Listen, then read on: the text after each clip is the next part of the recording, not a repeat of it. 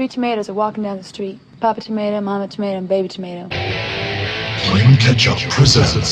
Starring Lindsay Hinkle and Jamie Nelson. So this is Plain Ketchup, is it? I prefer something with a little more kick. Everybody's favorite condiment-themed entertainment podcast. Put some hot sauce on my burrito, baby! Hot sauce. Nobody puts ketchup on a hot dog.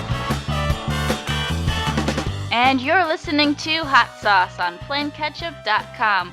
I'm your host, Jamie Nelson, and with me, my co-host, Lindsay Hinkle. Yay, Lindsay! I'm proud of myself for existing today. Oh, I'm proud of you too, Lindsay. I even put 2 socks on each foot. Do you know why? Because it's extra cold?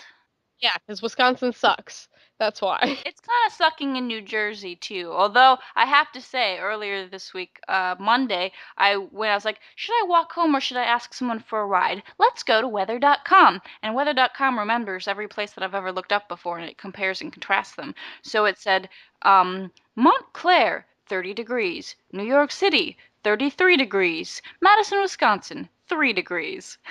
I was like, I'm going to walk home because I would feel stupid asking for a ride. It really puts things in perspective, huh? It does. Yesterday, I guess the high was 8 or something. And today, the high was like 18. So I'm like, oh man, that's more than double, you know? But that's not quite how temperature works. And it was still cold. Wow, we're boring and old. Oh. Want to know what else is boring and old? How much time I spend watching Downton Abbey. So what is it, a soap opera? What is it? Well, it's like a primetime soap opera drama on PBS. It's British, and it's about, like, a family in the early 1900s. Is it like Pride and Prejudice? No.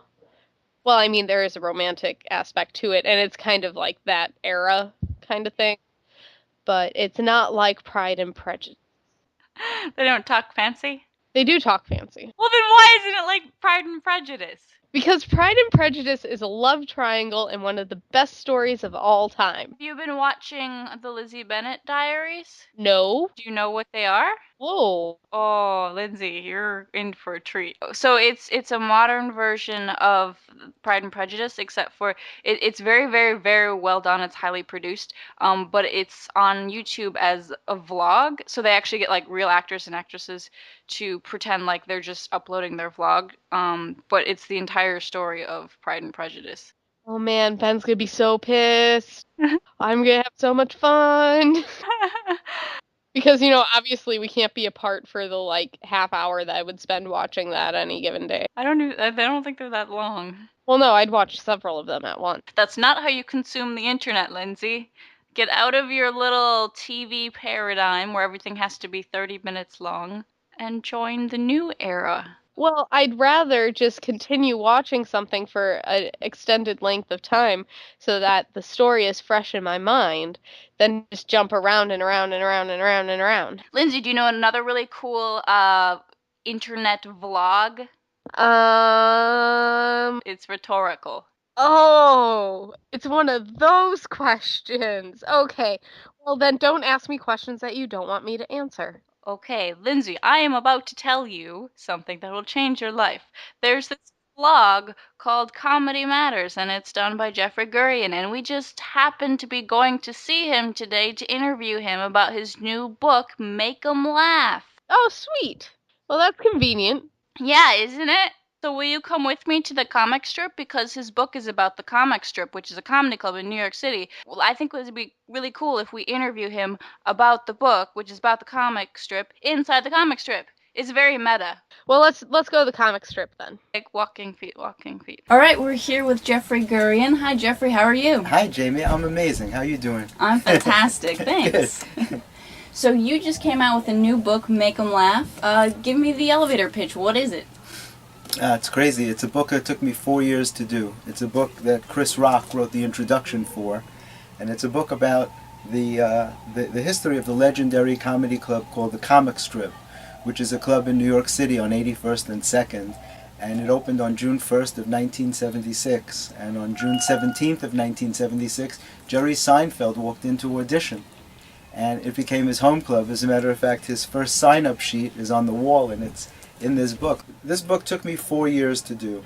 The first year, you know, how it started is in 2008, I was here one afternoon, and this is where we are right now, in the luxurious private office of the comic strip. This little room used to be the coat room, and it's where all the famous comedians got passed. Being passed means that you get the okay to perform in a club. And they used to come in here, Jerry Seinfeld, Chris Rock, Eddie Murphy, all of them, Ray Romano, Paul Reiser, Gilbert Gottfried.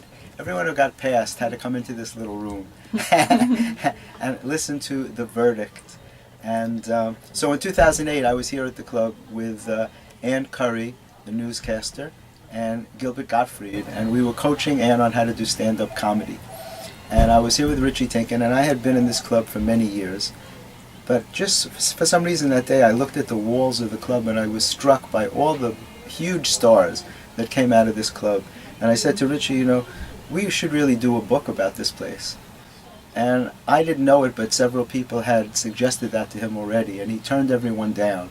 But for some reason, he decided to talk to me about it, and he came to my house, and he saw that I had more pictures on my walls than they had at the club. He's like, I'm impressed. He goes, I think you're the guy who could do this book. And so that summer I went up to the Just for Laughs Festival in Montreal, which is the biggest comedy festival in the world. And I did my first 3 interviews, one with Larry Miller, and then George Wallace, and then Paul Provenza, who did the movie The Aristocrats, and you know, he's on Showtime, he's got his own show.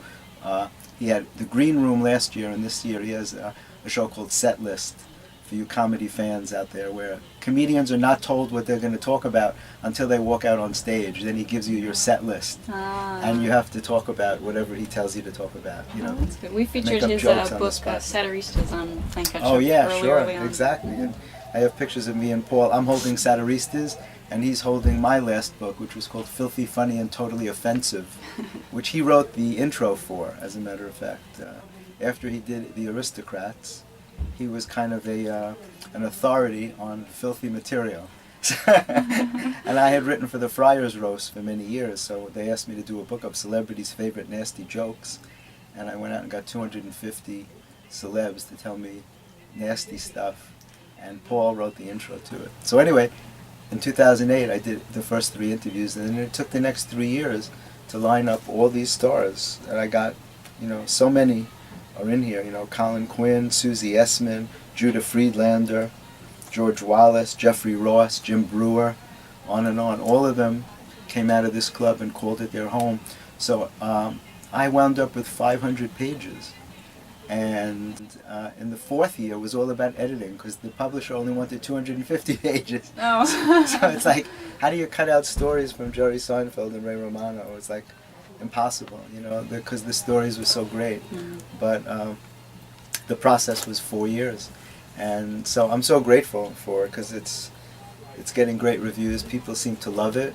You read it? Yeah, I did. Right? It was really good. I enjoyed it. Thank you very much. And you know, and I got great blurbs. A lot of people in the industry read it and enjoyed it. Judd Apatow, you know, was like the king of Hollywood. He gave me a blurb. Richard Lewis, Charles Grodin, legendary people in the world of comedy. Nick Kroll, you know, who's got a new show coming out on Comedy Central in January, which I'm on, by the way. Oh, yeah? Yeah, he brought me out to LA to do some sketches with him and John Mulaney from Saturday Night Live. Nice. And yeah, it was really cool. And so that's going to be a lot of fun. Tom Papa, Bob Saget is in here. And not only comedians, but even people like DJ Cassidy, you know, is one of the top DJs in the world. And he's the DJ for Russell Simmons' show, The Ruckus, that J.B. Smoove is the host of, you know, and so he's got a connection to comedy too, and he's just a funny guy, so he gave me a blurb for the book. It's kicking butt. It's definitely kicking butt, yeah. It's good to hear. Can you talk about who some of the major players were on the business end back when the club was just getting started? Richie Tinkin is the guy who founded the club. He has a very interesting story, and he is my co-author. He wrote the book with me. Richie had been a bar owner in the Bronx, and he owned 6 bars, and he ran the biggest bingo hall in the country, if not the world maybe, I don't know. How he parlayed that into managing the biggest star in the world, Eddie Murphy, is even beyond his comprehension. He doesn't really understand how that happened, but He had a bartender named Tony DeAndrea who worked in the Bronx in one of his bars called the Bull and Bush. And Tony was an impressionist. And as Richie said, he wasn't that funny, but he had great impressions. And at the end of 1972, a club opened in New York called Catch a Rising Star. A guy named Rick Newman opened Catch a Rising Star. And Tony DeAndrea wanted to audition there. Monday night was audition night. So he invited Richie to come down and watch him audition. And Monday night in the Bronx was dead. They had like 3 people at the bar. So Richie didn't feel like he was giving up anything to go and see Tony. So he brought 14 people with him, and they went down to Catch. And the place was packed on a Monday night, like 5 deep at the bar. The lines were going around the block, you know. And they were waiting and waiting, and Tony didn't go on. And so finally he's like, Tony, go ask the guy when you're going on, because we're getting drunk here, and you know, I got 14 rowdy people from the Bronx, and they want to see you. So he went over to Rick Newman, who is the owner of Catch, and he said, I got 14 people here, they want to know when I'm going to go on. And Richie heard Rick say something like, customers I'm not worried about. He goes, you go on when you're supposed to go on. And Richie had never heard a bar owner say anything like, customers I'm not worried about, because he would die to get customers, you know. So he's like, a light bulb went off in his head, and he's like, if this place is that busy, then maybe there's room for more. So he started coming down every night, and he was watching, and every night was busy at Catch. And every single night, the place was packed. Richie was so impressed that he said, hey, there's got to be room for another club. And he told his partner, and he's like, okay, great. Well, he was coming down every night, first of all, and he just saw, and what really impressed him was that the comics worked for free in those days. Nobody got paid. And he had been paying bands like $500 to perform in the Bronx. So he thought this was like an opportunity, like a great opportunity to open a club. And the way he found it, they were driving in a cab, he and one of his partners, on the way to meet a third partner who was an entertainment lawyer. They had never met him before, but they realized they needed somebody in entertainment because they had no experience in entertainment. So on their way there, in the taxi, Richie's partner says to him, where are we going to find a place like this? And Richie looks out the window and he goes, right there. And there's this bar called the Shannon Bar that had been closed. And they pull the car over and they look in and they go get the landlord, and he opens up the place and it looks perfect. And they look around and they say, but we need more space. What about the backyard? He goes, we own the backyard. You could have that. He goes, what about the backyard next door? The next building. He goes, we own that too. You could have that too. And so they had this amazing place. And what happened, and was a very interesting story, was that just before they were ready to start construction, Richie had saved up like $15,000 for construction, and he gave it to this contractor. Monday morning, the contractor's supposed to show up. No show. Tuesday, no show. Wednesday, no show. The guy stole all of Richie's money, and he had no more money to build the club. And he was in a panic, and he wanted to get out of his lease. So he went to the landlord, this guy, David Eberhardt, who's actually in the book. I interviewed this guy because I thought it was a phenomenal story. David Eberhardt came around to the club, and he said, let me see, what do you want to do here? And Richie told him. And he goes, listen, tomorrow morning, call this number. Tell him you need 2 electricians and 2 masons and 2 plumbers, whatever. It was like the Noah's Ark of construction people, 2 of each, right? And Richie's like, why are you doing this? And he's like, because I'm an architect also and a builder. And he built the club for Richie. Now, if that hadn't happened, this club would never have existed. You know, and who knows where all these famous people would have been. They probably would have got started somewhere else, but it wouldn't have gone the same way. You know, so I thought that was an amazing story of synchronicity. And I wanted to make sure we got that guy's interview in the book. And he said in all 35 years he was only here for 1 show. He says he thinks he missed a lot. You know? Yeah, he heard of Seinfeld though. But it's interesting what people know and what they miss, you know? Yeah. Do you have any, since you interviewed all these people, do you have anything that's not in the book, sort of a story behind the scenes of any of the interviews? Something happened after that? Oh, there were so many. Because we had to cut out half the stories. But I wasn't prepared to bring in other stories that weren't in here, because there were so many that are. I don't remember what's in and what's out, But I mean, we had some great stuff, you know, like a lot of people don't know that Ray Romano started his career under the name Jackie Roberts. Did you know that? I think that is in the book. That sounds familiar. That may be, yeah. That he went to audition at the Improv, which opened in 1963. There was a lottery show, yeah. And to double his chances, he brought somebody with him to pick a number, so he would double his chances. And he couldn't find a guy, so he brought a girl named Katie McCarthy, a friend of his from the neighborhood.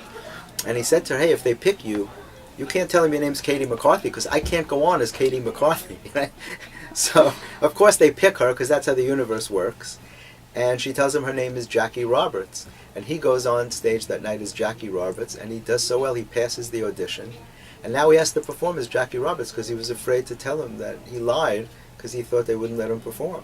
So after 3 months, he bombed. He started doing really bad, and he got stage fright, and he stopped performing for 2 years. He went back to selling futons, which had been his job before, because his best friend was in the futon business, so that's what he was doing. He was delivering futons all over Manhattan.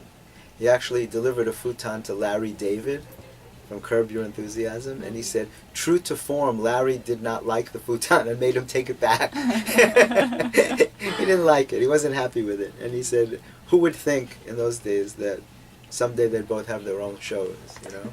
Tell me about doing the interviews. Gilbert Gottfried's interview was very funny to me. That one stood out for me in the book, yeah. He's my favorite comedian in the world. He always has been, always will be, I'm sure. Just such a unique individual, you know. And he claimed he had never been here before. That he just he just came for the free lunch, you know. He was the only one. Like most of the other comics, all the big stars too, they all came into the Strip so that we could interview them here. Because Richie and I felt that if they were in this surrounding, they would help bring back memories of the early days, you know, and which was true. That's exactly what happened. Paul Reiser remembered how their brunch started with Jerry Seinfeld. You know, every New Year's Day for the last 30 years, they meet for brunch no matter where they are.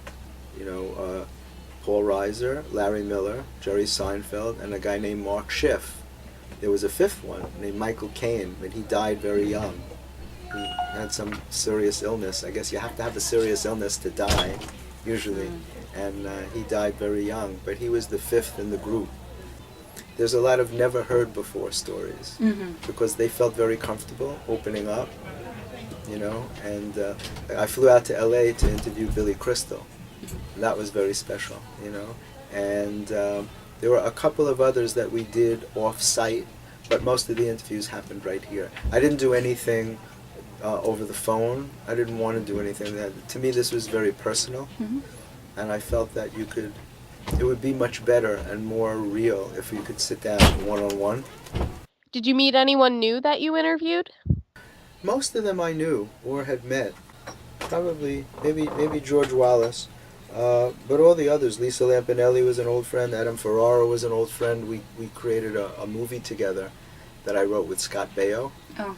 And Adam, that's how I met Adam out in LA through Scott Baio. They were best friends. And we wrote this movie together called Face to Face.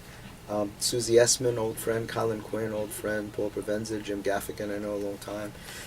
I think I knew them, just about all of them, which I think made it more comfortable for them. Richie felt the same way because I've been in the comedy world for so long and I know so many comedians that they feel more comfortable opening up to somebody that they've met before as opposed to sitting down with a journalist who they never met, you know? There's something to that, you know, the whole energy of the thing. And we had a lot of laughs while we did it too. It was great. That's good. Tell me about Comedy Matters. Yeah, Comedy Matters is something that I launched as a blog in 1999. That's something that's really exciting for me and something that I want to take to a higher level. In the last couple of years, it evolved into Comedy Matters TV. And it's my YouTube channel. It's youtube.com, but it's not youtube.com/Comedy Matters for some reason, because it started as Gurian News Network. Gurian News Network was meant to be very bizarre stories. I used to write for the legendary newspaper, the Weekly World News, and I had my own column called Gurian's World of the Bizarre. And it was stories like man robs bank with his chin, and college professor fired for casually removing his spine, because you can't do that. You know that. You can't remove body parts in class. He would remove his spine and ask the students to help reinsert it. And the students were like up in arms. They're like, we don't want the responsibility of putting someone's spine back in. What if it goes in wrong? You know what I mean? We don't want to be held responsible for that. So I took these bizarre stories and I made them into films, and they were in the Cannes Film Festival in 2009. They were animated, you know, which was really fun. You know, and the Man with Infant's Head Sues for Discrimination. It was a big story because this guy suffered from infantilism and he couldn't get a job on Wall Street. And he says it was because he has the head of a 6-month-old infant. Now they say that had nothing to do with it, that they hire people with disabilities all the time. They happen not to have anyone else with an infant's head, but they do have a man who limps. They said. And they said, and he says that, you know, that they laughed at him and took pictures of his head. And they say that they took pictures of all their prospective employees. The only reason they laughed was because he had such a good sense of humor. And he says that they were rude to him, and you know, and they say they were so kind to him, they even helped him untie his hat, because he wears an infant's bonnet tied under his chin, and they didn't feel that it was a good look for a Wall Street firm. You see, they needed someone to run a multi-billion-dollar hedge fund, and his experience was running the cash register in a bakery. So they didn't feel that he was qualified. It had nothing to do with the fact that he has the head of a 6-month-old infant. So now it's in the courts. As many of my stories are, they wind up in the courts. And so I started Gurian News Network to provide radio stations with these stories that are missed by mainstream media. You know, Hunter lost in wilderness, saved by his mustache. You know, but his mustache had become magnetized from being in the cold, and it started to spin like a propeller. Because that's how that works. And it led him out of the woods. And his wife had always hated that mustache. She said, who knew that it would wind up saving his life? The mustache that I hated. So I had so many of these stories, and it was Gurian News Network. So my Comedy Matters channel is combined with that. So it's youtube.com/Gurian News Network. And you'll see a host of very unusual stories, but you'll also see about 170 celebrity interviews. One-on-ones with people like Jimmy Fallon, Artie Lang, Jon Stewart, the biggest stars in comedy, you know. I cover the red carpets for Comedy Central Awards, for the recent Night of Too Many Stars, which is an event to raise money for autism programs. This past summer I was up at Just for Laughs again. It was the 30th anniversary of the Just for Laughs Festival. And this year I was honored by being the official celebrity interviewer for Comedy Matters TV. And I got to interview everybody. I shot 40 interviews with people like Chelsea Handler and Joel McHale, Bob Saget. And Bob Saget gave me the best blurb on my book. He wrote, "No matter how many years pass, I can never say no to Jeff Gurian." Hence this quote on his book's back cover. He gave me a second one that said, "No matter how many years pass, I can never say no to Jeff Gurian." Hence this quote on his book's front cover. But just in case we were going to use that. And I said, we should probably put one on each. Yeah. You know, that was like an amazing thing that he wrote. I can't believe that, which was so cool of him. But I did so many interviews up there, and I got such fun stuff. And, you know, from the big stars to the new people, you know, there was supposed to be a new In Living Color that Keenan Wayans was working on, and I helped them audition people for it when they were in town. They were looking for some New York comedians for it, and I interviewed Lil Rel from Chicago, who was supposed to be on, and Jermaine Fowler. Oh, I like him a lot. Yeah, Jermaine Fowler is great, and he's supposed to be on the new In Living Color. But I interviewed, you know, Robert Smigel and Triumph the Insult Comic Dog. Robert Smigel is his dad, you know, that's who created. You don't know Triumph the Insult Comic Dog? I'm not familiar. Oh, you gotta see him. It's a little dog that smokes a cigar and says nasty jokes. Oh. And he's famous from Saturday Night Live, Okay. and, you know, Robert is a filmmaker and a comedy writer and everything, and he's the one who's honored at the Night of Too Many Stars. Every 2 years, Jon Stewart hosts a benefit for autism because Robert has a son who's autistic, and he's so well respected in the comedy world that every major star comes out, you know, and They were all there. And so I do the red carpets for those events, and I get to interview everybody.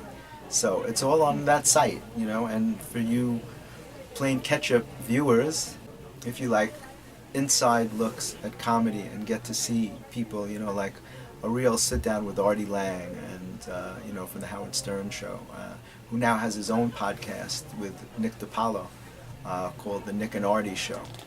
And like I said, Jimmy Fallon, and I also interview film stars because I get to see their films before they come out in the theater.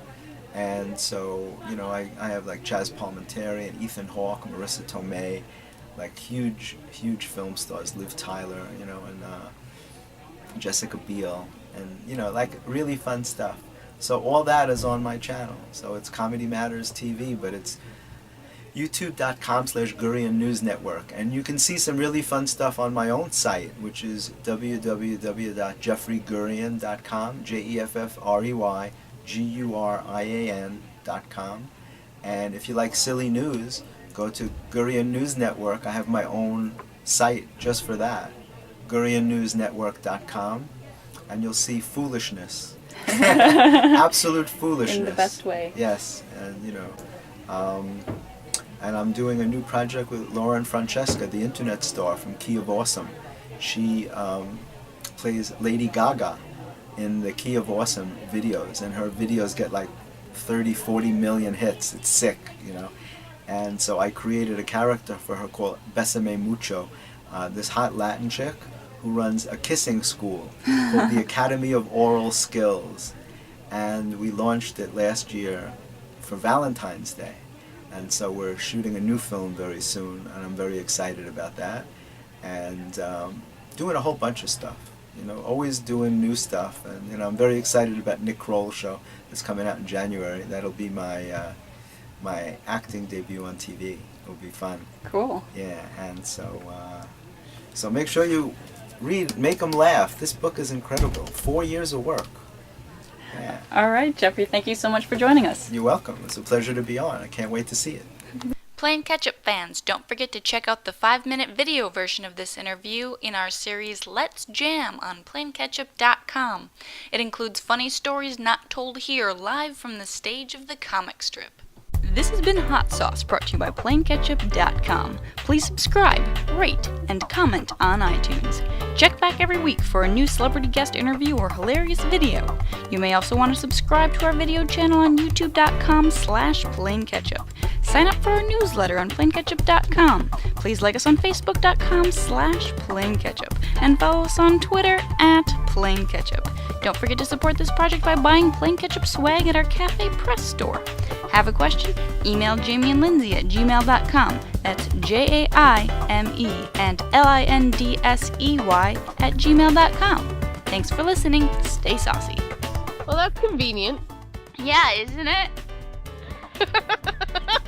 I don't know why that's what popped into my head. Good Lord, stop cackling. Why? Why can't I cackle? I had some forced laughter on you earlier, and I don't think you've turned it off yet. Oh, sorry, I'm a little punchy. What is wrong with you? I don't know. I don't feel good. Oh, God. Are you on medication? No. I probably should be, though. Okay.